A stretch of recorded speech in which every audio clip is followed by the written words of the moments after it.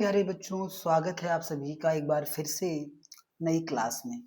तो प्यारे बच्चों, अध्याय 9 हम लोग पढ़ रहे थे, जो कि किरण प्रकाशिकी एवं प्रकाशिकी यंत्र था।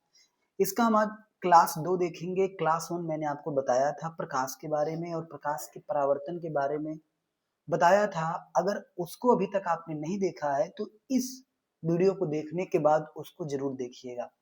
और आज का हमारा प्यारे बच्चों टॉपिक क्या है? समतल दर्पण एवं गोलीय दर्पण।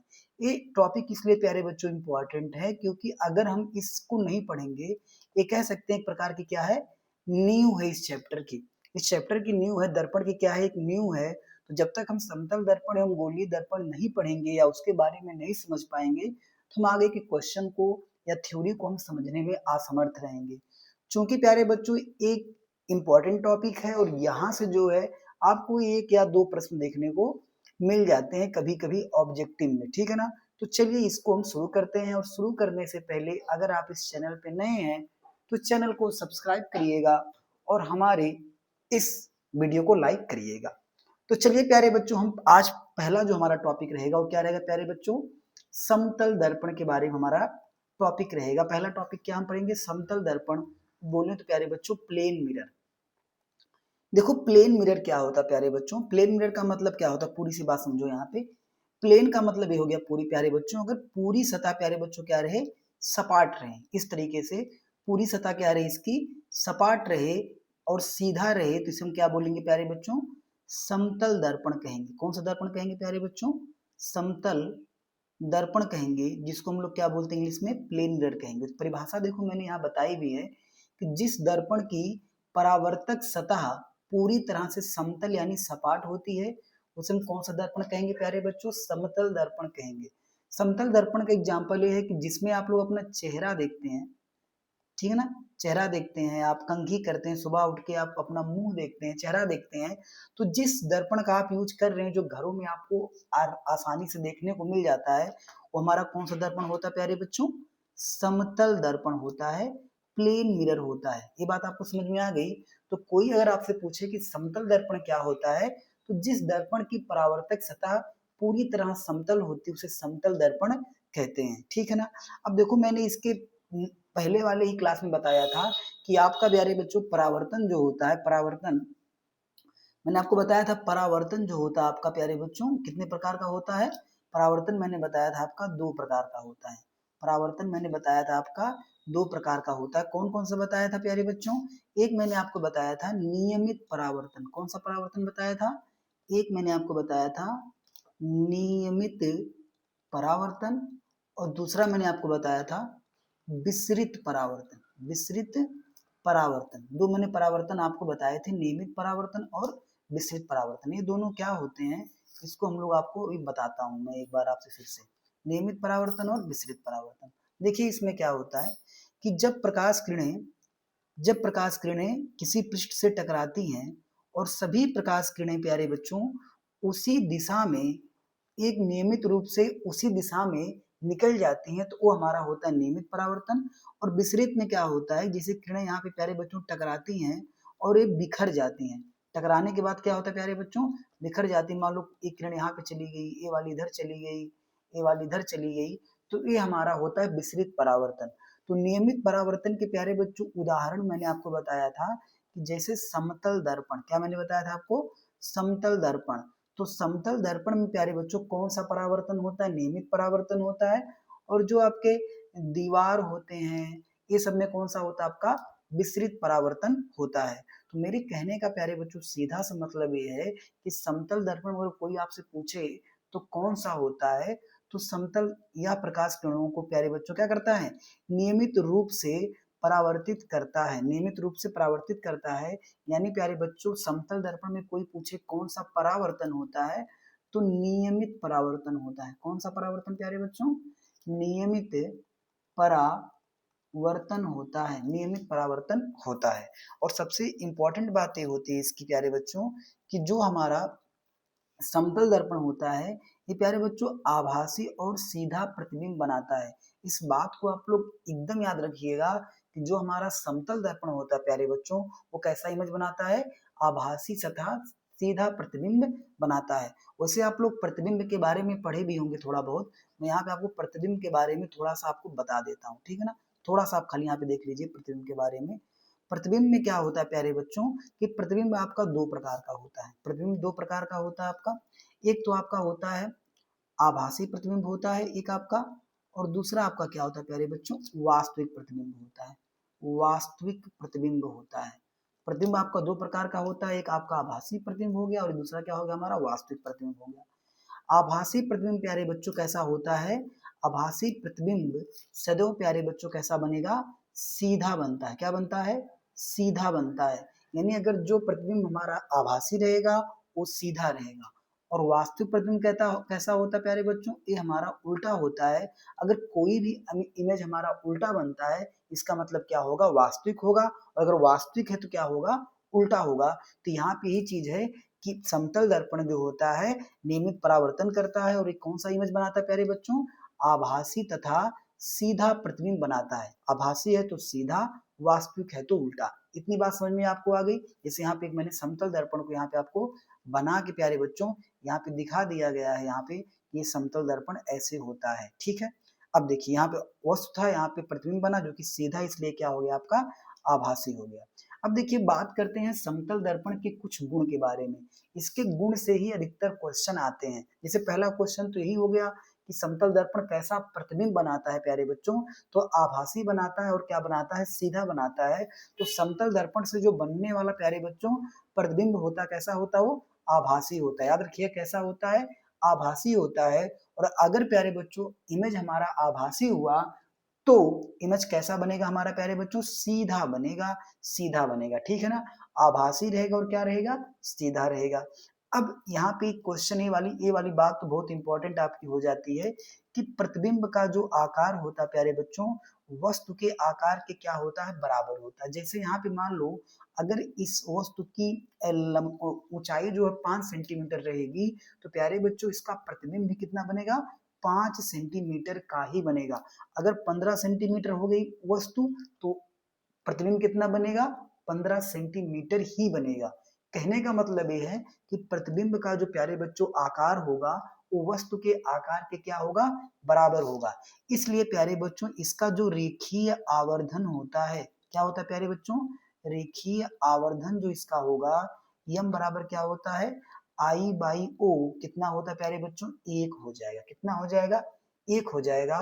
क्योंकि रेखीय आवर्धन आगे हम पढ़ेंगे, अगर आप पढ़ भी चुके होंगे क्लास 10th में, तो रेखीय आवर्धन का सूत्र होता है एम बराबर आई बाई ओ। आई का मतलब क्या होता है, हाइट ऑफ इमेज, और ओ का मतलब क्या होता है, हाइट ऑफ ऑब्जेक्ट, ठीक है ना। तो यहाँ पे अगर दोनों सेम रहेगा तो रेखीय आवर्धन कितना आएगा प्यारे बच्चों, एक आएगा।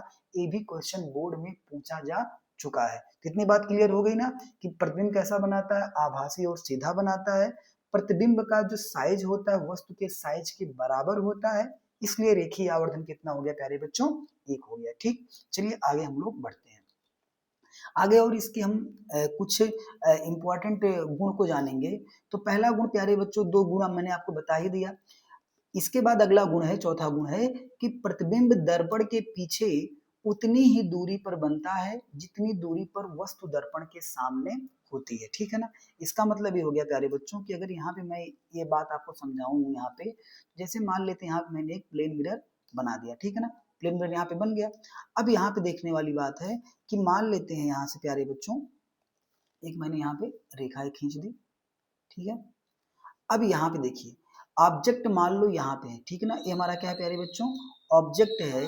तो ऑब्जेक्ट प्लेन मिरर से जितनी दूरी पर होगा, मान लेते हैं दूरी कितनी हमारी हो गई, दूरी मान लेते हैं 20 सेंटीमीटर हो गई। तो ये प्यारे बच्चों जो इसका इमेज बनेगा, जो इसका प्रतिबिंब बनेगा प्यारे बच्चों, वो भी क्या करेगा कि प्लेन मिरर के दूसरी साइड 20 ही सेंटीमीटर पर बनेगा। कितने सेंटीमीटर पर बनेगा प्यारे बच्चों, 20 सेंटीमीटर पे बनेगा।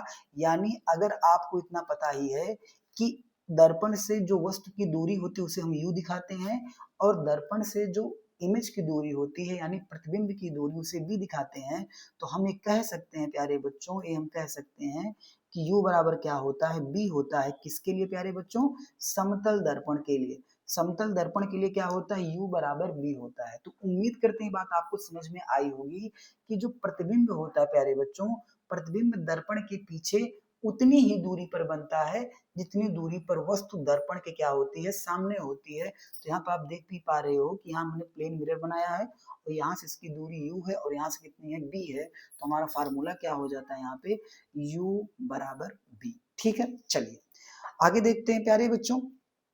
आगे क्या है कि समतल दर्पण में पार्श्व परिवर्तन होता है। समतल दर्पण में पार्श्व परिवर्तन होता है, यानी प्यारे बच्चों कि वस्तु का दायां भाग प्रतिबिंब में क्या हो जाता है, बायां हो जाता है और बायां भाग क्या हो जाता है, दायां हो जाता है।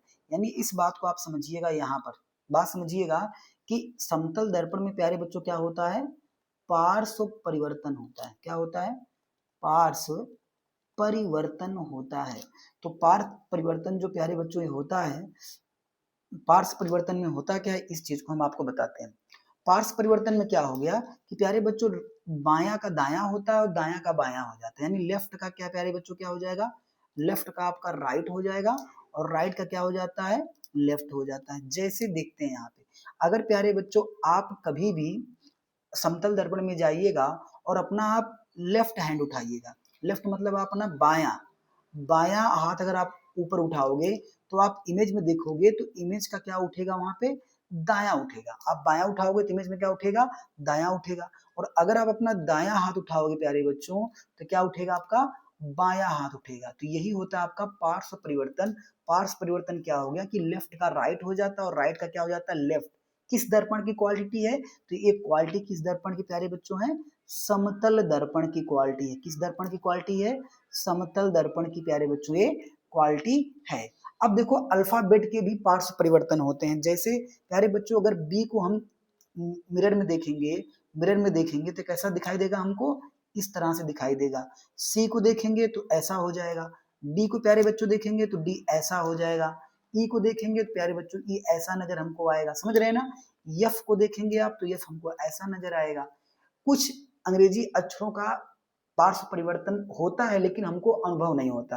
जैसे अगर ओ का आप करोगे तो ओ का ओ ही बनेगा, ए का करोगे प्यारे बच्चों तो ए का ए ही रहेगा। आप पलट दो दाएं का बायां तब भी ऐसा ही दिखाई पड़ेगा। एक्स का करोगे तो यक्स का यक्स ही रहेगा, समझ रहे हैं ना। तो ये चीजें आपकी होती हैं। इसके अलावा जैसे यम का भी आप करेंगे तो यम का यम ही रहेगा। तो पार्श्व परिवर्तन क्या हो गया प्यारे बच्चों, पार्श्व परिवर्तन मैंने बताया आपको कि समतल दर्पण में पार्श्व परिवर्तन जो होता है, वस्तु का दायां भाग प्रतिबिंब में बायां भाग हो जाता है। जैसे मैंने यहाँ पे प्यारे बच्चों आपको दिखाया भी है कि ए का जो है किस प्रकार से बदल रहा है ना। ए का करेंगे तो ए यहाँ पे आ जाएगा, बी का इस तरह पलट के हो जाएगा। ठीक है, चलिए आगे चलते हैं, आगे देखते हैं। अगला क्वालिटी प्यारे बच्चों क्या है कि समतल दर्पण द्वारा बना प्रतिबिंब स्क्रीन पर प्राप्त नहीं किया जा सकता, क्योंकि क्या होता है, वह आभासी होता है। यहाँ मैंने आपको आभासी बताया था। तो आभासी इमेज जो प्यारे बच्चों होता है, आभासी इमेज को हम लोग क्या करते हैं, पर्दे पर प्राप्त नहीं कर सकते। ये बात भी याद रखना, किसे हम लोग पर्दे पर प्राप्त नहीं कर सकते, पर्दे पर प्राप्त नहीं कर सकते, बल्कि वही प्यारे बच्चों वास्तविक प्रतिबिंब को हम लोग पर्दे पर प्राप्त कर सकते हैं। वास्तविक प्रतिबिंब को पर्दे पे प्राप्त कर सकते हैं और आभासी प्रतिबिंब को पर्दे पे प्राप्त नहीं करते हैं। वही चीज यहाँ पे लिखा है कि समतल दर्पण द्वारा बना प्रतिबिंब स्क्रीन पर प्राप्त नहीं किया जा सकता, क्योंकि वह क्या होता है, आभासी होता है। इतनी बात आई समझ में। अगली इसकी क्वालिटी हम देख लेते हैं। अगली क्वालिटी क्या होती है कि यदि दर्पण को किसी दिशा में x दूरी तक खिसकाया जाता है तो प्रतिबिंब उसी दिशा में 2x दूरी तक स्थानांतरित हो जाता है। यानी अगर आप दर्पण को किसी दिशा में प्यारे बच्चों x दूरी लेके जाओगे तो इमेज कितनी दूरी जाएगा, 2x दूरी चला जाएगा। और एक सबसे बड़ी इंपॉर्टेंट बात याद रखिएगा कि समतल दर्पण की फोकस दूरी, समतल दर्पण की प्यारे बच्चों फोकस दूरी कितनी होती है, एग्जाम में कई बार पूछा गया है। तो समतल दर्पण की प्यारे बच्चों जो फोकस दूरी होती है, फोकस दूरी माने स्मॉल एफ, स्मॉल एफ मतलब फोकस दूरी होती है, कितनी होती है प्यारे बच्चों, अनंत होती है। कितनी होती है, अनंत होती है। ये बात आपको याद रखनी है। समतल दर्पण की जो फोकस दूरी कितनी होती है प्यारे बच्चों, अनंत होती है। तो इतनी बात आपको क्लियर हो गई ना कि समतल दर्पण क्या होता है आपका। जिस दर्पण की परावर्तक सतह पूरी तरह समतल यानी सपाट होती है समतल दर्पण कहलाती है। इसमें नियमित परावर्तन होता है और वस्तु का आभासी और सीधा प्रतिबिंब बनाता है। समतल दर्पण से बनने वाला प्रतिबिंब आभासी होता है, सीधा होता है और प्रतिबिंब के आकार वस्तु के आकार के क्या होता है, बराबर होता है, इसलिए रेखीय आवर्धन एक होता है। इसके अलावा इसकी फोकस दूरी कितनी होती है प्यारे बच्चों, अनंत होती है। ये भी बात मैंने आपको बता दी है। फोकस दूरी कितनी होती है इसकी, अनंत होती है।